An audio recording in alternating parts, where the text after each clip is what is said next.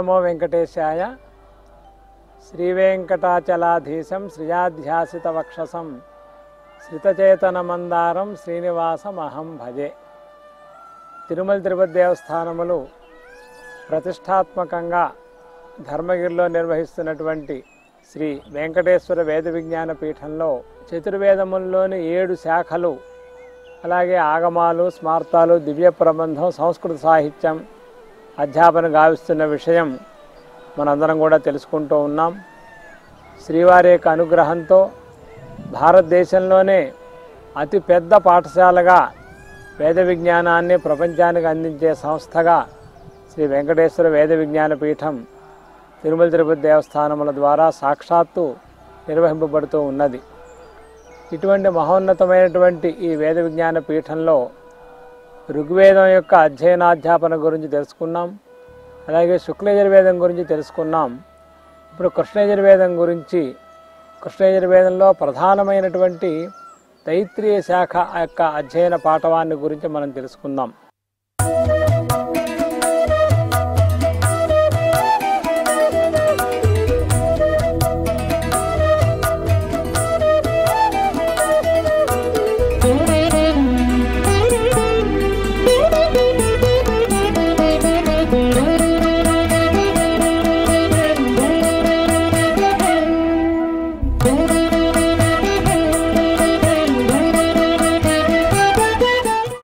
వేదములలో కృష్ణయజుర్వేదం ఆంధ్రదేశంలో చాలా ప్రఖ్యాతమైనటువంటి ఖ్యాతితో ఉన్నది. ఆంధ్రదేశంలో ఎక్కువ మంది కృష్ణయజుర్వేద పండితులుగా విరాజిల్లుతున్నారు. కారణం ఏమిటి అంటే కృష్ణయజుర్వేదంలో చక్కగా సంహిత, బ్రాహ్మణం, ఆరణ్యకం, ఉపనిషత్తు అనేటటువంటి 4 భాగాలు చక్కగా అధ్యయనం చేసే అవకాశం ఉన్నది. అటు తర్వాత ఆ సంహితా పాఠాన్ని ఆశ్రయం చేసుకొని పదము, క్రమము, జట, ఘన అనేటటువంటి వికృత పాఠాలు కూడా చక్కగా అధ్యయనాధ్యాపన ప్రణాళికలు ఆంధ్రదేశంలో ఉన్నాయి. అందుకనే కృష్ణయజుర్వేద యొక్క గొప్పతనాన్నే ఒకప్పుడు అప్పయ్య దీక్షితుల వారు కూడా ఇలాగా కీర్తించారన్నమాట.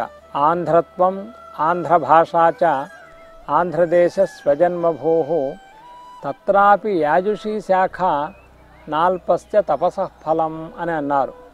అంటే ఆంధ్రదేశంలో కృష్ణయజుశాఖీయులుగా జన్మించి కృష్ణయజుర్వేదంలో తైత్రీయ శాఖని అధ్యయనం చేయటం అనేటటువంటిది ఎన్నో జన్మల తపఫలము అని సాక్షాత్తు మహాపండితులైనటువంటి అప్పయ్య దీక్షితుల వారే కీర్తించారు.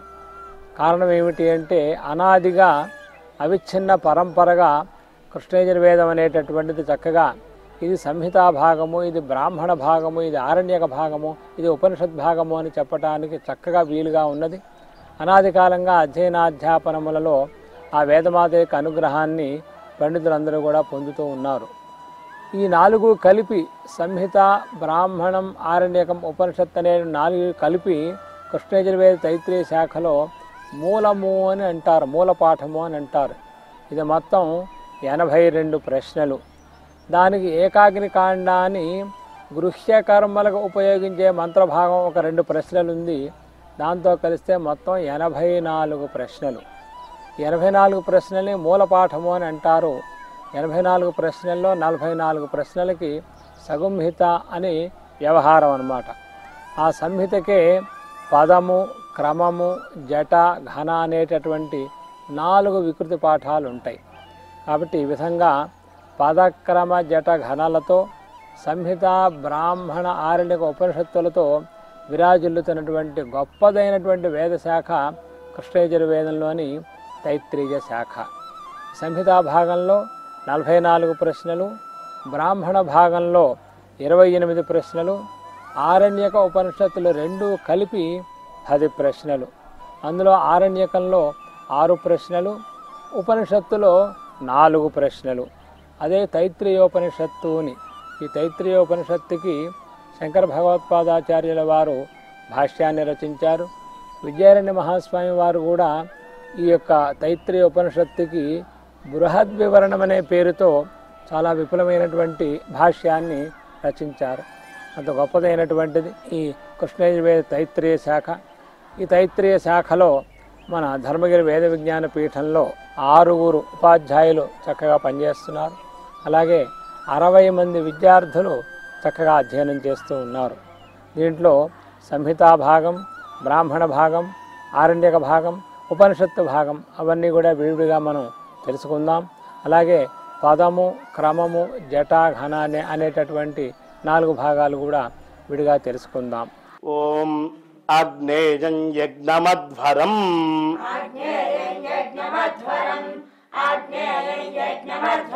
విశ్వతః పరిభూరసి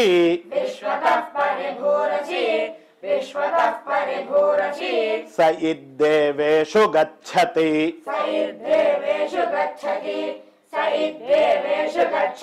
సోమయాస్తే మయో భువః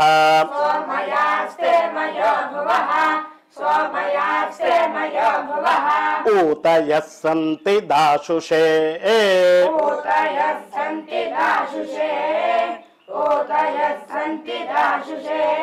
తాభిర్నో వితా భవ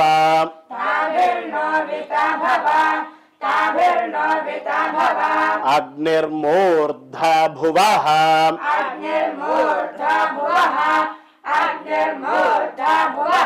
త్వన్నః సోమయాతే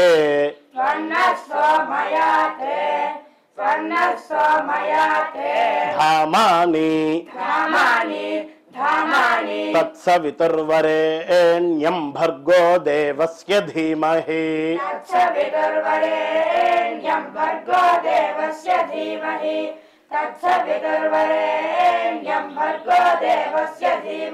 ధియో యో నః ప్రచోదయాత్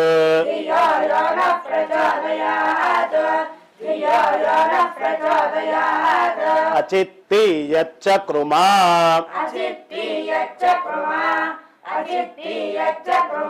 దైవ్యే జనే దీనైః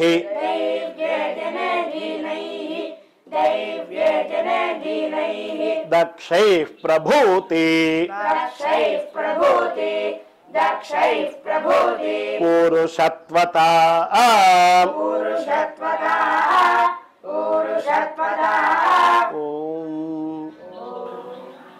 ఈ కృష్ణయజుర్వేద తైత్రీయ శాఖలో మూలంగా చెప్పబడేటటువంటి ప్రధానమైనటువంటివి సంహిత, బ్రాహ్మణం, ఆరణ్యకం, ఉపనిషత్తు అని. ఈ 4లో సంహిత అనేటటువంటిది ప్రధానంగా మంత్రభాగం. ఆ యజ్ఞయాగములకు సంబంధించినటువంటి మంత్రములన్నీ కూడా వేద పురుషుడు అక్కడ మనకు అనుగ్రహించారు. అందువల్లే దానికి సంహిత అని పేరు. జ్యేష్ఠరాజం బ్రహ్మణాం బ్రహ్మణస్పద ఆన శృణ్వన్నోతిభిः సీదసాదనం ప్రణో దేవీ సరస్వతీ వాజేభిర్వాజినీవతి ధీనామవిత్రియవతు. శ్రీ గురుభ్యో నమః. హరి ఓం. అంటే పరసన్నికర్ష సంహిత అని కూడా వ్యాకరణ శాస్త్రంలో ఒక నిర్వచనం ఉన్నది. సంహిత అంటే చక్కగా మంత్రములన్నీ కూడా ఒక చోట కూర్చి, కొద్ది చోట్ల కొన్ని బ్రాహ్మణములు ఉన్నప్పటికీ ప్రధానంగా మంత్రం ప్రధానంగా ఉన్నది కనుక దీనికి సంహిత అని పేరు. అంటే అది ఎలా ఉంటుంది అంటే ఒక సంతతంగా ఒక ధారగా ఉంటుందన్నమాట. ఉదాహరణకి ఓం ఇషేత్వోర్జేత్వా వాజవస్థోపాజవస్థ దేవావస్థ వితా ప్రార్పయతు శ్రేష్ఠతమాయ కర్మణే ఇలా వెళ్తూ ఉంటుందన్నమాట. దీన్ని సంహిత అని అంటాం.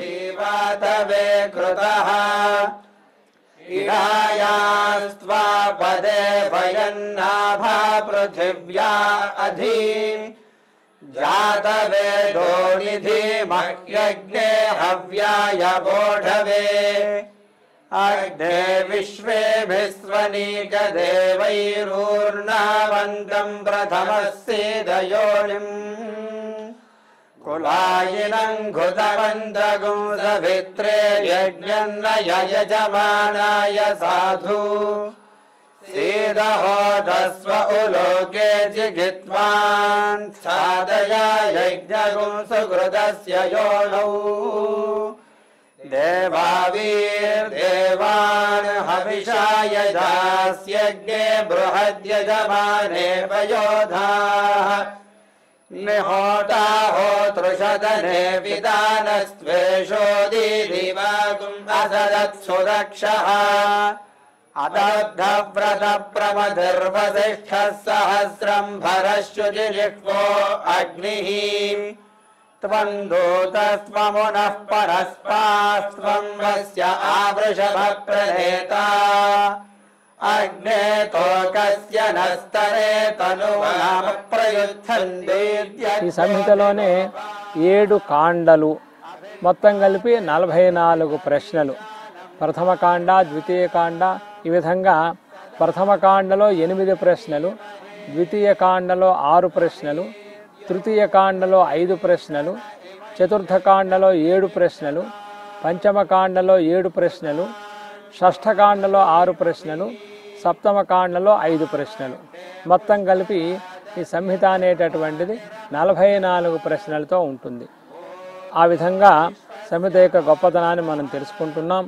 సంహిత అంటే సంతతంగా అధ్యయనం చేసేటటువంటి ఒక వేద గ్రంథం అన్నమాట. ఇప్పుడు మనం తెలుసుకున్నట్లుగా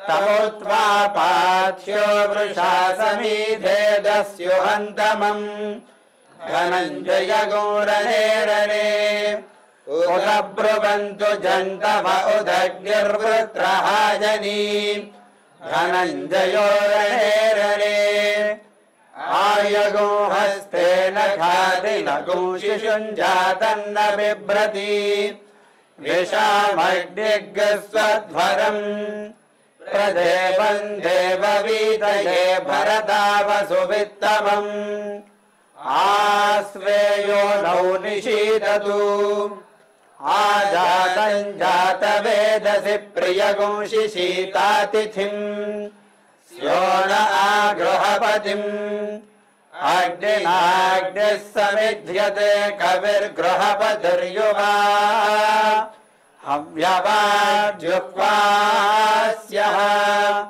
త్వగహ్యగ్నే అగ్నినా విప్రో విప్రేణ సంస్థతా సఖా సఖ్యా సమిధ్యసే తమ్మర్జయంత సుక్రతుం పురో యావానమాశిషు స్వేషు క్షయేషు వాజినం యజ్ఞేన యజ్ఞమయజంత దేవాసాని ధర్మాని ప్రథమాన్యాసన్ దేహనాగం మహిమానః సచంతే యత్ర పూర్వే సాధ్యాః సంతి దేవాః యుంజానః ప్రథమం మనస్తత్వాయ సవితా ధియః అగ్నిం జ్యోతిర్నిచాయ్య పృథివ్యా అద్యాభరత్ యుక్త్వాయ మనసా దేవాన్ సువర్యతో ధియా దివం.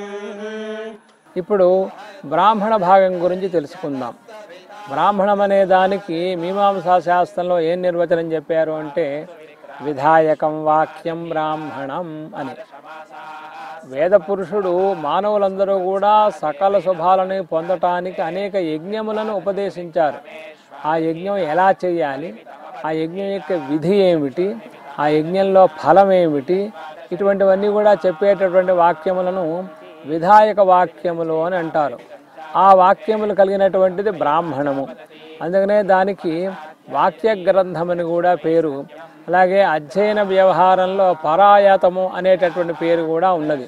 కాబట్టి వాక్య గ్రంథము, బ్రాహ్మణము, పరాయతం అనేటటువంటిది ఈ కృష్ణయజుర్వేద మూలంలో రెండవది అన్నమాట. సగుంహిత తర్వాత అంటే సామాన్యంగా సగుంహిత మంత్రభాగం అయితే దానికి వ్యాఖ్యారూపమైనటువంటిది బ్రాహ్మణ భాగం.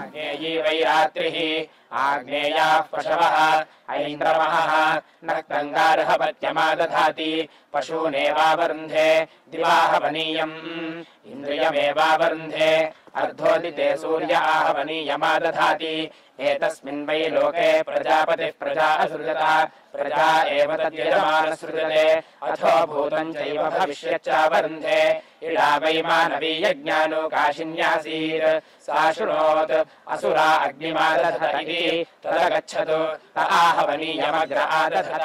ఉదాహరణకి సంహితలో మొదటి కాండలో మొదటి ప్రశ్న విషయత్వ అనేటువంటి ప్రశ్న, ఆ ప్రశ్న యొక్క వ్యాఖ్యానం అంతా కూడా బ్రాహ్మణంలో తృతీయ కాండలో 2, 3 ప్రశ్నల్లో ఉన్నది. ఆ విధంగా ఈ సంహిత అంతా కూడా మంత్రభాగం అయితే బ్రాహ్మణం అంతా కూడా దానికి వ్యాఖ్యారూపంగా ఉంటుందన్నమాట. तेन्वाहार्यवचनमग्र आदधत अथ गार्हपत्यम् अथाहवनीयम् साब्रवीत् प्राच्येषाकुश्रीलकात् भद्रा भूत्वा सुवर्गम् लोकमेष्यन्ति प्रजान्तुलवेत्स्यन्त इति यस्यैवमग्निराधीयते प्राच्यस्य श्रीरेति भद्रो भूत्वा सुवर्गम् लोकमेति प्रजान्तुलविन्दरे साब्रवीदिडामनम् तथा वा हन्तवाग्निबाधास्यामि यथा प्रजया पशुभिर्मिथुनैर्जनिष्यसे प्रत्यस्मिन् लोके स्थास्यसि अभिसुवर्गम् लोकम् जेष्यसीति गार्हपत्यमग्र आदधात्. ఇటువంటి బ్రాహ్మణ భాగంలో కూడాను 3 కాండలు, ప్రథమ కాండ, ద్వితీయ కాండ, తృతీయ కాండ అని.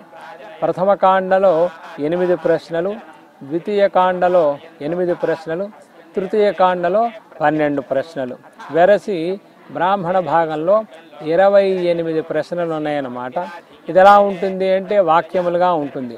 ఉదాహరణకి అగ్నిర్నః పాతు కృత్తికాః నక్షత్రం దేవమింద్రియం ఇదమాసాం విచక్షణం హవిరాసంజుహోతన, ఈ విధంగా వాక్య రూపంగా ఉంటుందన్నమాట. అందువలనచే దీనికి వాక్య గ్రంథము అని పేరు. అటువంటి బ్రాహ్మణ భాగం అంతా కూడా వ్యాఖ్యారూపంగా విధాయక వాక్యంగా మనం తీసుకోవచ్చు.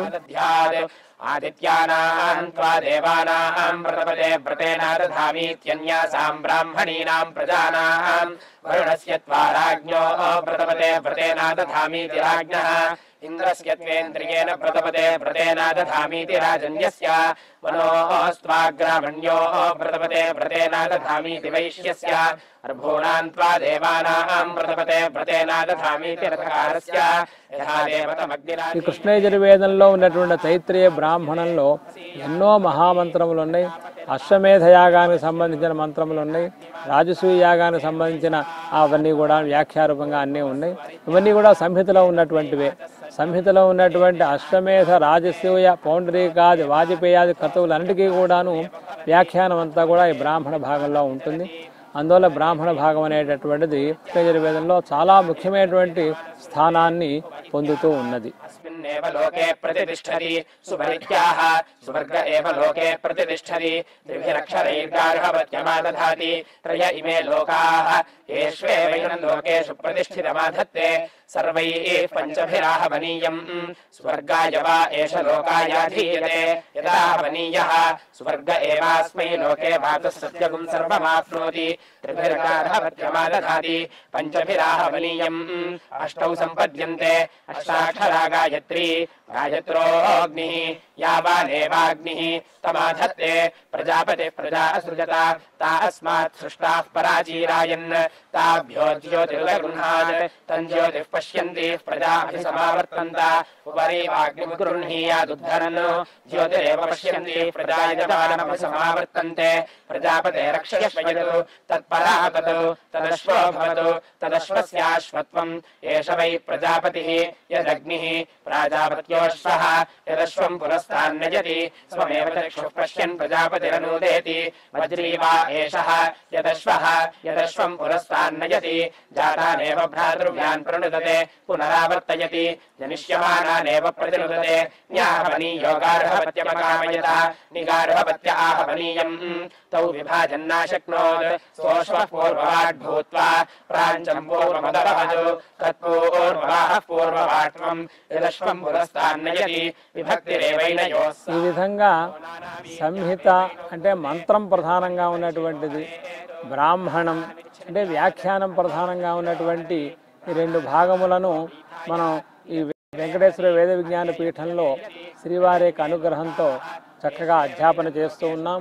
విద్యార్థులు చక్కగా అధ్యయనం చేస్తూ ఉన్నారు. ఈ రెండిట్ల యొక్క గొప్పతనం ఎంతో ఉన్నది. సంహిత మాత్రం పారాయణ చేస్తే ఎంతో ఫలము, బ్రాహ్మణం పారాయణ చేస్తే విశేష ఫలము, సంహిత బ్రాహ్మణం 2 కలిపి పారాయణ చేస్తే లోకక్షేమం ఎంతో ఉన్నది అని వ్యాఖ్యాకారులందరూ కూడా మనకు తెలియపరిచి ఉన్నారు. ఇటువంటి మహోత్కృష్టమైనటువంటి సంహిత బ్రాహ్మణములను అధ్యయనాధ్యాపనములుగా శ్రీ వెంకటేశ్వర వేద విజ్ఞాన పీఠంలో శ్రీవారి అనుగ్రహంతో తిరుమల తిరుపతి దేవస్థానముల ద్వారా మనం చక్కగా ప్రవర్తింపజేస్తూ ఉన్నాం కనుక ఇటువంటి అధ్యయనం చేసినట్లయితే లోకమంతా కూడా ఎంతో క్షేమంగా ఉంటుంది. వేదపారాయణ వల్ల సమస్త శుభములు కూడా కలుగుతాయి కనుక అటువంటి శుభ పరంపరను శ్రీవారు ప్రపంచానికి విశేషంగా ప్రసాదించాలి అని మనమందరం కూడా పరిపూర్ణంగా ప్రార్థిద్దాం. ఓం నమో వెంకటేశాయ.